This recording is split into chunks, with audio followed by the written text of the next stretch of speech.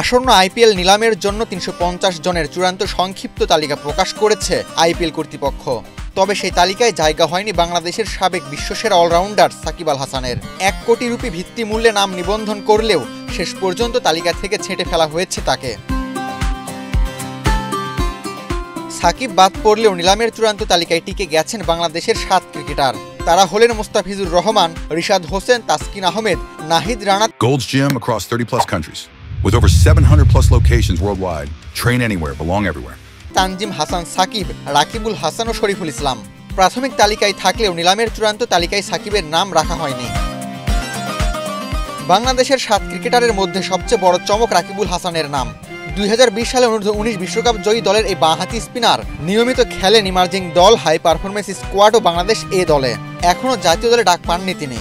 ২০২৩ সালে এশিয়ান গেমসে খেললেও সেটি আনুষ্ঠানিকভাবে জাতীয় দল হিসেবে গণ্য হয়নি। টি-20 ফরম্যাটে এখন পর্যন্ত ৬৯ ম্যাচ খেলে ৬৯ উইকেট নিয়েছেন রাকিবুল।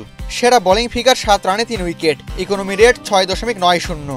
এই পারফরমেন্সের সুবাদে তাকে রাখা হয়েছে আইপিএল নিলামের চূড়ান্ত তালিকায়, যেখানে তার ভিত্তিমূল্য ধরা হয়েছে ৩০ লাখ রুপি। আগামী ১৬ ডিসেম্বর অনুষ্ঠিত হবে আইপিএল এর মিনি নিলাম।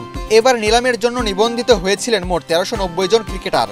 সেখান থেকে বাছাই করে ৩৫০ জনকে নিলামের চূড়ান্ত তালিকায় রেখেছে আইপিএল কর্তৃপক্ষ। বাংলাদেশি ক্রিকেটারদের মধ্যে সবচেয়ে বড় আকর্ষণ নিঃসন্দেহে কাটার মাস্টার মুস্তাফিজুর রহমান। বাঁহাতি পেসার সর্বোচ্চ ২ কোটি রুপি ভিত্তিমূল্যের ক্যাটাগরিতে জায়গা করে নিয়েছেন। বর্তমানে সংযুক্ত আরব আমিরাতে আইএল টি-20তে দুবাই ক্যাপিটালসের হয়ে দুর্দান্ত ছন্দে আছেন তিনি, যা নিলামে তার দর আরও বাড়াতে সহায়ক হতে পারে। মুস্তাফিজ ও রাকিবুল ছাড়া তালিকায় থাকা অন্য ৫ ক্রিকেটারদের ভিত্তিমূল্য ধরা হয়েছে ৭৫ লাখ রুপি করে। এই ক্যাটাগরিতে আছেন পেসার তাসকিন আহমেদ, শরীফুল ইসলাম, তানজিম হাসান সাকিব, নাহিদ রানা এবং leg spinner Rishad Hossain. ২ December বিভিন্ন সংবাদ মাধ্যমে জানানো হয়েছিল, নিলামের জন্য নিবন্ধিত ক্রিকেটারদের মধ্যে ৪৫ জনের ভিত্তিমূল্য রয়েছে সর্বোচ্চ ২ কোটি রুপি ক্যাটাগরিতে। তবে নিলামের চূড়ান্ত তালিকা প্রকাশের পর ইএসপিএন ক্রিকইনফোর খবরে জানা যায় সেই সংখ্যা কমে ৪০ জনে নেমে এসেছে। এই তালিকাতেই আছেন বাংলাদেশের পেসার মুস্তাফিজুর রহমান। নিলামের জন্য চূড়ান্ত হওয়া ৩৫০ জন ক্রিকেটারদের মধ্যে ২৪০ জন ভারতীয়, বাকি ১১০ জন বিদেশি। এদের মধ্য থেকে এবার নিলামে সর্বোচ্চ ৭৭ জনকে দলে ফেরানোর সুযোগ থাকবে, যার মধ্যে ৩২টি স্লট বরাদ্দ থাকবে বিদেশি ক্রিকেটারদের জন্য।